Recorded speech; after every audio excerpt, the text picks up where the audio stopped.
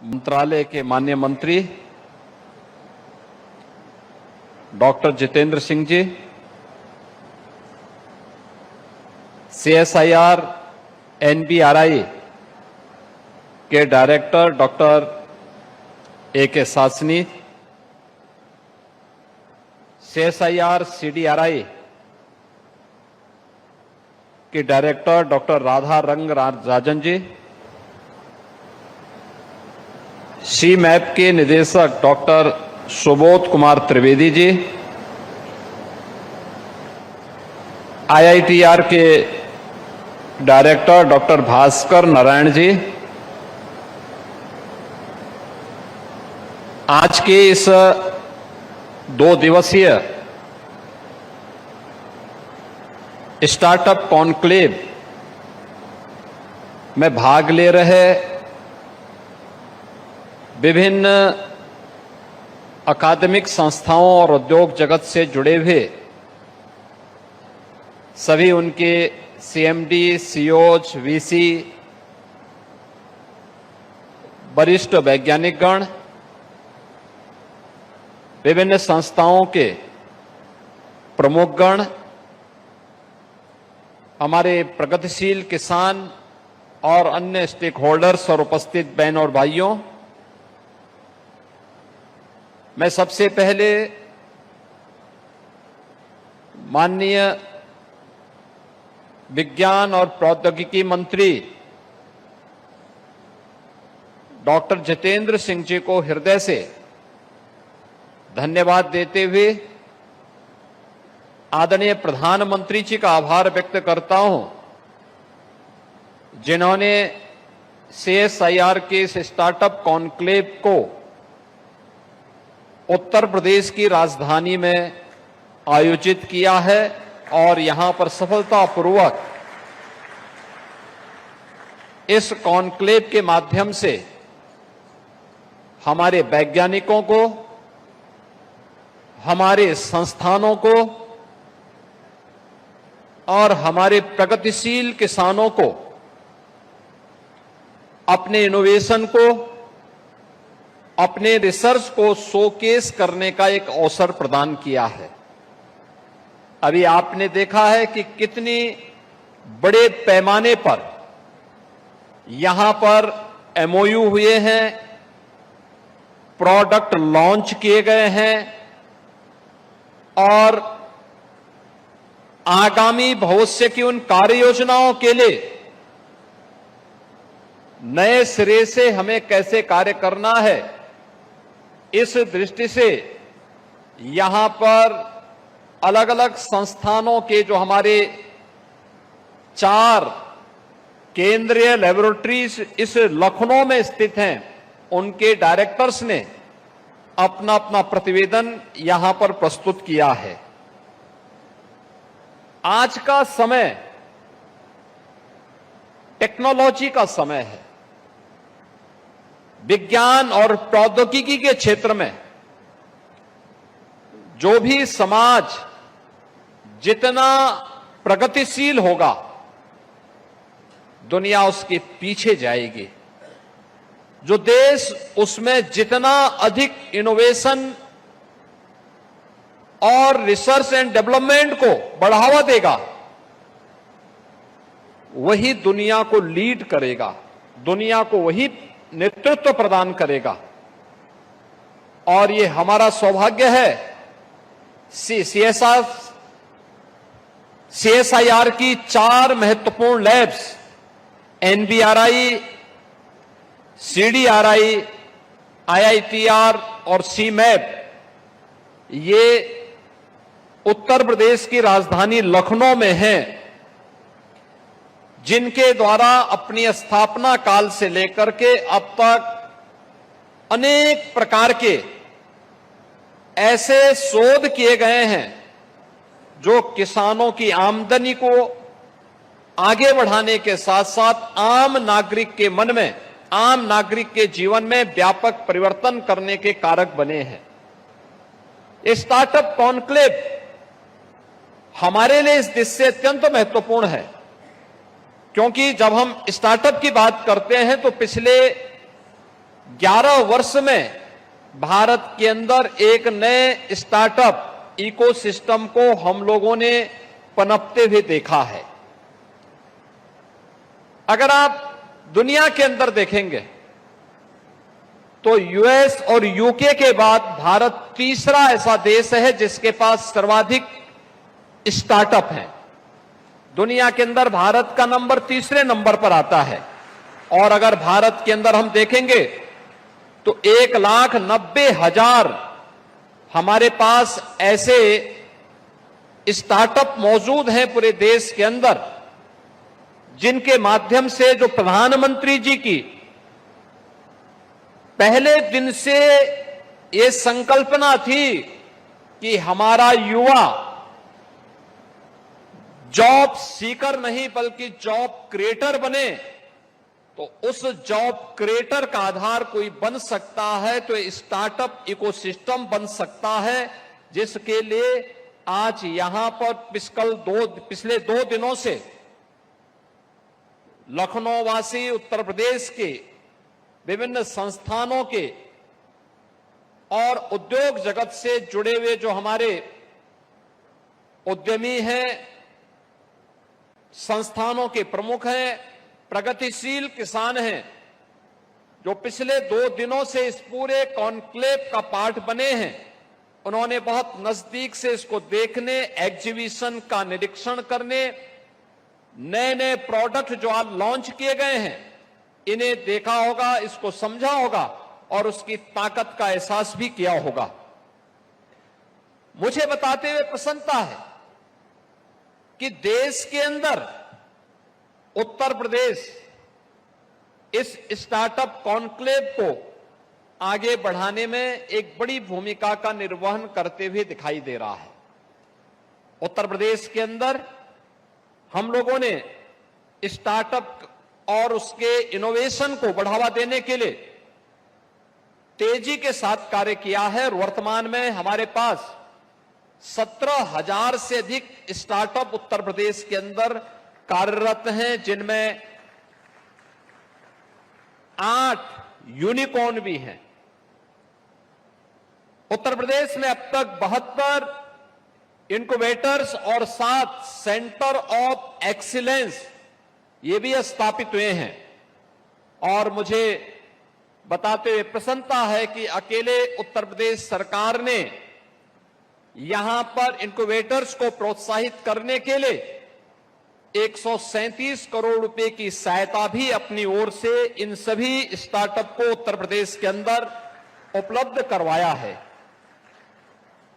हमें इस बात को ध्यान रखना होगा, आज की नई तकनीक और समाज की डिमांड और राष्ट्र की आवश्यकता के अनुरूप उस प्रकार के अच्छे इकोसिस्टम को डेवलप करने में इस स्टार्टअप की एक बड़ी भूमिका हो सकती है। अलग अलग फील्ड के हो सकते हैं। हम लोगों ने यहां पर पिछले 2 दिनों के अंदर हम लोगों ने CSIR की इस स्टार्टअप कॉन्क्लेव को देखा है, जिसके माध्यम से health care, agri, nutri biotech और एनवायरनमेंट के फील्ड में क्या कुछ ये सभी संस्थान योगदान दे पा रहे हैं, इन सबको हम लोगों ने बहुत नजदीक से देखा है। और इस दृष्टि से उत्तर प्रदेश के लिए ऐसा कौन सा सिस्टम होगा जिसके माध्यम से हम उत्तर प्रदेश को आगे बढ़ाने में अपना योगदान दे सकते हैं। आज मैं देखता हूं उत्तर प्रदेश के अंदर हमारे प्रगतिशील किसानों को थोड़ा प्रोत्साहित किया गया, उसने बहुत कुछ अच्छा करने का प्रयास किया। बहुत सारी जगह प्रगतिशील किसानों ने नए वहां पर लोगों के जीवन में परिवर्तन और उनकी समृद्धि का कारण बनने में अपना योगदान किया है। और पिछले कुछ समय से हम लोगों ने देखा है, अक्सर होता क्या था, हमारा वैज्ञानिक लैब में कोई अनुसंधान करता था, कोई शोध करता था, लेकिन वह लैंड तक नहीं पहुंच पाता था। आपने पिछले दिनों इस बात को देखा होगा, लैब टू लैंड का एक अभियान पूरे देश के अंदर चला था। उत्तर प्रदेश के अंदर भी कृषि क्षेत्र से जुड़े हुए सभी वैज्ञानिक लैब से निकल करके हमारे अन्नदाता किसानों के साथ उनकी लैंड तक पहुंचे थे, उनके सहयोग के लिए खड़े हुए थे। और ये startup conclave lab to industry को आपस में कोलैबोरेशन का एक नया माध्यम बन रहा है। इसमें हमारा उद्यमी और हमारे संस्थान एक नए प्रेरक की भूमिका के रूप में अपने आप को स्थापित कर सकते हैं, क्योंकि यह उद्यमी ही या संस्थान ही उसको मार्केट लिंक करेगा और जो प्रोडक्ट जितने अच्छे तरीके से प्रस्तुत होगा, उसकी मार्केटिंग होगी और उसको मार्केट की सुविधा उपलब्ध होगी, पब्लिक के मन में उसके प्रति उतना ही ज्यादा आकर्षण भी देखने को मिलेगा। और इस नए सिस्टम को आगे बढ़ाने के लिए हम लोगों को इस दिशा में इस नए प्रयास को आगे बढ़ाना पड़ेगा। मुझे बताते हुए प्रसन्नता है कि नई तकनीक और स्टार्टअप प्लेटफॉर्म आज उत्तर प्रदेश के अंदर प्रदान करने का परिणाम क्या रहा है कि उत्तर प्रदेश एक ग्लोबल टेक का और इनोवेशन के एक नए हब के रूप में अपने आप को स्थापित करते हुए देख रहा है। यानी इस फील्ड में बहुत कुछ हम लोगों ने आगे बढ़ते हुए देखा है और मेरा यह मानना है कि स्टार्टअप और स्टैंडअप की यह जो एक नई व्यवस्था है, यही हमारी आत्मनिर्भरता का कारण बनने वाला है। ऐसा नहीं कि ये चीजें हमारे पास पहले भी बहुत सारी चीजें थी, लेकिन हमने थोड़ा सा उसमें चेंज लाया। आपके सामने एक उदाहरण मैं देता हूं, वह है वन डिस्ट्रिक्ट वन प्रोडक्ट का। उत्तर प्रदेश के अंदर एमएसएमई का क्लस्टर पहले था, बहुत पहले से, सैकड़ों वर्षों से, लेकिन यह मृत प्राय सा हो गया था, बंदी की कगार पर था। जो लोग इसके साथ जुड़े हुए थे उनमें हताशा थी, निराशा थी, वे लोग पलायन कर रहे थे। परिणाम क्या था? बड़े पैमाने पे उत्तर प्रदेश से पलायन हो रहा था। यहां का कामगार, यहां का श्रमिक और यहां से युवा बड़े पैमाने पे पलायन करते थे। 2017 में सरकार आने के बाद आदरणीय प्रधानमंत्री जी की प्रेरणा से हम लोगों ने उत्तर प्रदेश के अंदर परंपरागत उद्यम और एमएसएमई के लिए एक नए इकोसिस्टम को डेवलप किया। हमने उसको टेक्नोलॉजी के साथ, डिजाइन के साथ, पैकेजिंग के साथ, मार्केट के साथ जोड़ने, उनके ट्रेनिंग के कार्यक्रम को आगे बढ़ाने और उन्हें स्टेट राज्य सरकार की ओर से आर्थिक सहयोग के साथ जैसे जोड़ा, आज परिणाम है उत्तर प्रदेश के अंदर एक बार फिर से एमएसएमई पुनर्जीवित हो गया है। 96 लाख एमएसएमई यूनिट आज उत्तर प्रदेश के अंदर कार्यरत हैं, जिनमें 2 करोड़ से अधिक लोग कार्य कर रहे हैं और 2 करोड़ से अधिक लोगों के यानी 2 करोड़ परिवारों की आजीविका जिस वन डिस्ट्रिक्ट वन प्रोडक्ट के माध्यम से आज उत्तर प्रदेश के अंदर प्राप्त हो रही है, यानी 10 करोड़ लोग सीधे सीधे उसके साथ जुड़े हुए हैं। आप याद करिए, अगर हमने नए जमाने के अनुरूप उसे तकनीक नहीं दी होती, डिजाइन नहीं दी होती, मार्केट की डिमांड के अनुसार डिजाइन नहीं दी होती, अगर हमने उसको पैकेजिंग के साथ नहीं जोड़ा होता और हमने उसको मार्केट के साथ नहीं जोड़ा होता, तो उत्तर प्रदेश का प्रोडक्ट आज देश के अंदर और दुनिया के अंदर धूम नहीं मचा रहा होता। हम आज के दिन पे लगभग 2 लाख करोड़ रुपए के एमएसएमई प्रोडक्ट को देश यानी दुनिया के मार्केट में पहुंचाने का काम कर रहे हैं और दुनिया के अंदर एक्सपोर्ट अकेले उत्तर प्रदेश का एमएसएमई प्रोडक्ट आज के दिन पर देश के अंदर हो रहा है। ये चीजें दिखाती हैं कि सरकार के स्तर पर थोड़ा प्रोत्साहन की आवश्यकता है और उसको आज जैसे ही डबल इंजन की सरकार ने थोड़ा भी प्रोत्साहन देकर के पुशअप किया, परिणाम क्या है कि तेजी के साथ वह एक नया कल्चर उत्तर प्रदेश के अंदर पैदा हुआ, वो आगे बढ़ता हुआ दिखाई दिया है। ऐसे ही स्टार्टअप में है। आज का युवा वो चाहता है कुछ नया करना, वो लकीर का फकीर नहीं बन सकता, वो कुछ नया करना चाहता है, लेकिन उसको उसके अनुरूप वातावरण प्रदान करने का काम इस सोसाइटी का भी है और सरकार का भी है। जब दोनों मिलकर के इस अभियान को आगे बढ़ाएंगे, वह तेजी के साथ इन कार्यक्रमों को आगे बढ़ा सकता है। और मुझे इस बात की प्रसन्नता है कि आज ओडीओपी प्रोडक्ट का परिणाम क्या है। उत्तर प्रदेश के अंदर हमारे पास 77 ऐसे प्रोडक्ट हैं, जनपद 75 हैं। हमने 1 डिस्ट्रिक्ट 1 प्रोडक्ट कहा, लेकिन हमारे पास 77 ऐसे प्रोडक्ट हैं जिन्हें जीआई टैग प्राप्त हुआ है और वैश्विक मांग जिनकी बढ़ी, यानी ग्लोबल मार्केट में जिनकी डिमांड बढ़ी है। वहां पर हमें सर्टिफिकेशन की आवश्यकता नहीं, क्योंकि जीआई टैग ने उन्हें सर्टिफिकेशन के साथ स्वयं जोड़ दिया है और दुनिया के मार्केट में, ग्लोबल मार्केट में उनकी डिमांड उसके माध्यम से स्वयं बढ़ती हुई दिखाई दी। और मुझे प्रसन्नता है उत्तर प्रदेश के अंदर एनबीआरआई ने, सीडीआरआई ने, आईआईटीआर ने और सीमैप ने इस दिशा में कुछ बहुत अच्छा काम यहां पर किया है। और खासतौर पर एनबीआरआई के काम को अगर हम देखते हैं तो जैविक खेती और जैव उर्वरकता के लिए इनके द्वारा किया गया कार्य, जिसके माध्यम से 9 लाख एकड़ भूमि में इन्होंने केमिकल फर्टिलाइजर और पेस्टिसाइड को कम करके जैविक प्रोडक्ट की तरफ, जैविक खाद की तरफ किसानों को आकर्षित करने में एक बड़ी भूमिका का निर्वहन किया। और उसका परिणाम हमें विभिन्न प्रकार के फूलों की खेती के माध्यम से देखने को मिलता है। सीडीआरआई अलग अलग प्रकार की दवाओं के लिए भी यहां कार्य करता है और इनका लाभ उत्तर प्रदेश के अंदर हमें इसलिए मिलने वाला है। अभी यहां मैं देख रहा था, जब उत्तर प्रदेश के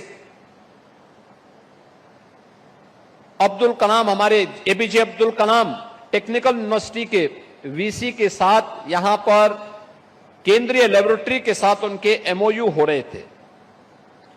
उत्तर प्रदेश के अंदर आज जैसे अब यहां पर सीडीआरआई नई दवाओं की खोज में अपना योगदान दे रहा है, हम उत्तर प्रदेश के अंदर एक फार्मा पार्क का निर्माण कर रहे हैं।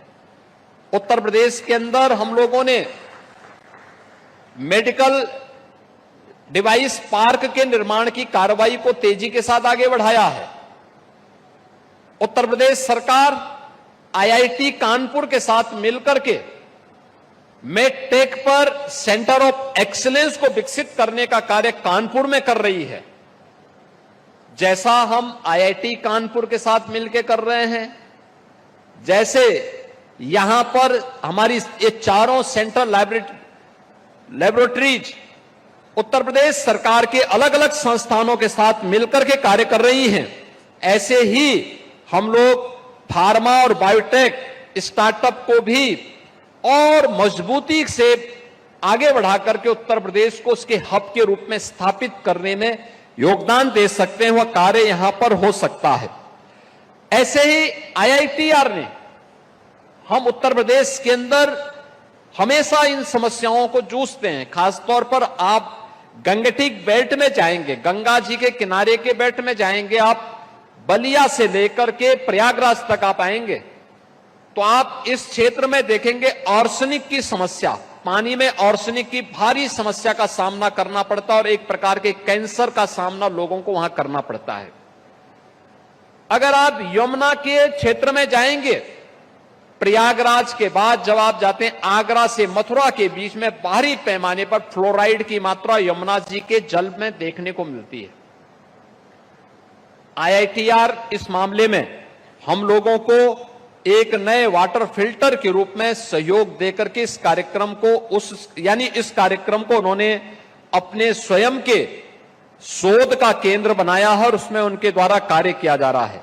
और जो सी मैप के बारे में यहां पे हमारे केंद्रीय मंत्री जी भी बता रहे थे कि मैराथन मिंट क्रांति, यानी जो उत्तर प्रदेश के अंदर पिपरामेंट की खेती होती थी, बाराबंकी उसका केंद्र बना हुआ है। पश्चिमी उत्तर प्रदेश में आप मुरादाबाद, अमरोहा, संभल और बिजनौर में जाएंगे, बड़े पैमाने पे इसकी खेती होती है। उत्तर प्रदेश के अंदर अलग अलग जनपदों में, अवध क्षेत्र में भी काफी बड़े पैमाने पे इसकी खेती होती है। इसकी पिपरामेंट की क्या वैल्यू हो सकती है, वह उसका एक केंद्र और साथ साथ उत्तर प्रदेश के अंदर हमारा स्पिरिचुअल टूरिज्म की दृष्टि से यहां तमाम मठ हैं, मंदिर हैं, पौराणिक स्थल हैं।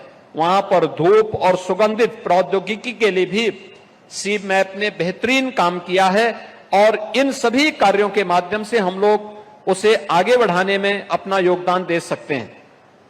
खासतौर पर उत्तर प्रदेश की दृष्टि से जब हम इन मुद्दों पर आगे कार्य करते हैं तो मैं इस अवसर पर इस बारे में जरूर कहूंगा कि उत्तर प्रदेश ने आज पिछले 8 साढ़े 8 वर्ष में आदरणीय प्रधानमंत्री जी के मार्गदर्शन और उनके नेतृत्व में हम लोगों ने सुरक्षा का एक बेहतरीन वातावरण उत्तर प्रदेश के अंदर दिया है। यह बेहतरीन वातावरण यानी जिसे आप कह सकते हैं कि एक फियरलेस बिजनेस का एक केंद्र उत्तर प्रदेश बना है। इसके साथ ही ईज ऑफ डूइंग बिजनेस का भी केंद्र बिंदु उत्तर प्रदेश बना है और ट्रस्ट ऑफ डूइंग बिजनेस ये उत्तर प्रदेश की नई पहचान बनी है। यानी अगर किसी को व्यवसाय करना है तो व्यवसाय के लिए सुरक्षा भी चाहिए, सुगमता भी चाहिए और बिजनेस के लिए उस प्रकार के इकोसिस्टम भी चाहिए। ये तीनों आपको उत्तर प्रदेश के अंदर आज देखने को मिलेंगे और उन्हीं बातों को लेकर के आज हम यहां पर आए हैं कि केवल हम नीतियां नहीं बना रहे हैं बल्कि हम उत्तर प्रदेश के हर युवा, हर उद्यमी और हर वैज्ञानिक के विचार को भी पंख दे रहे हैं। यानी उसको एक नई उड़ान के लिए पंख दे रहे हैं। इस प्रकार के इकोसिस्टम के माध्यम से सरकार हर योग्य स्टार्टअप के साथ खड़ी है। सरकार का संसाधन भी और सरकार का संकल्प भी उसके साथ खड़ा है। हम चाहते हैं उत्तर प्रदेश के युवाओं की आंखों में चमक हो और वह चमक उसे प्रयोगशाला से लेकर के उद्योग और रोजगार में बदलने में सहायक हो, क्योंकि जो इस स्टार्टअप कॉन्क्लेव के पीछे का थीम है कि हर शोध उत्पाद के लिए बने, हर उत्पाद उद्योग बने और हर उद्योग भारत की सामर्थ्य और भारत की शक्ति बने। और यही है विकसित उत्तर प्रदेश और विकसित भारत के पीछे का राज। यानी अगर 2047 में भारत को विकसित बनाना है तो हमें उत्तर प्रदेश को भी विकसित बनाना होगा, हर जनपद को विकसित बनाना होगा। विकसित बनाने की सीढ़ी कहां से? हर इनोवेशन से जाती है, हर रिसर्च से जाती है, हर प्रोडक्ट से जाती है, हर इंडस्ट्री से जाती है और इंडस्ट्री के माध्यम से यही विकसित भारत की आधारशिला खड़ी करती है।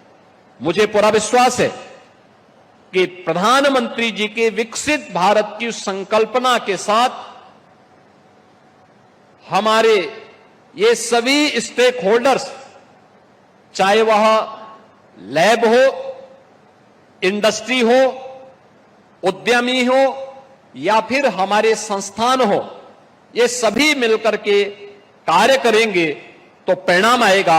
इस विश्वास के साथ मैं केंद्रीय मंत्री डॉक्टर जितेंद्र सिंह जी का और यहां पे अपने चारों जो लेबोरेटरीज हैं, सेंट्रल लेबोरेटरीज हैं, इनके जो डायरेक्टर्स हैं, उनके वैज्ञानिक गण हैं, विभिन्न संस्थानों के प्रमुख और हमारे प्रगतिशील किसान हैं, इन सब का मैं हृदय से अभिनंदन करते हुए धन्यवाद देता हूं माननीय केंद्रीय मंत्री जी को कि उन्होंने इस स्टार्टअप कॉन्क्लेव के लिए उत्तर प्रदेश की राजधानी लखनऊ को चुना और आज वे स्वयं इसके समापन समारोह में यहां पर उपस्थित हुए हैं। आप सबके प्रति मेरी मंगलमय शुभकामनाएं हैं। धन्यवाद। जय हिंद।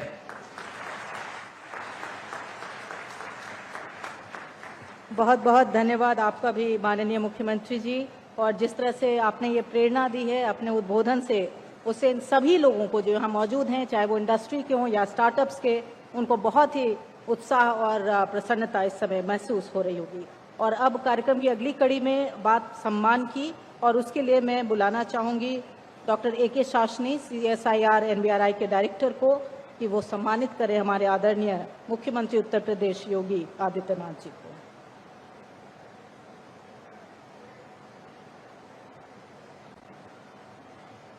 अभिनंदन और अभिवादन हमारे माननीय मुख्यमंत्री जी का उत्तर प्रदेश के। और ये छोटी सी भेंट भी।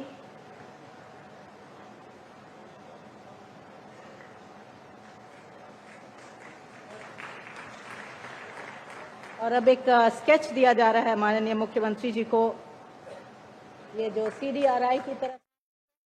अभी सुन रहे थे मुख्यमंत्री योगी आदित्यनाथ को CSIR कॉन्क्लेव में पहुंचे हुए थे। तो अब रुक कर लेते हैं खबरों का।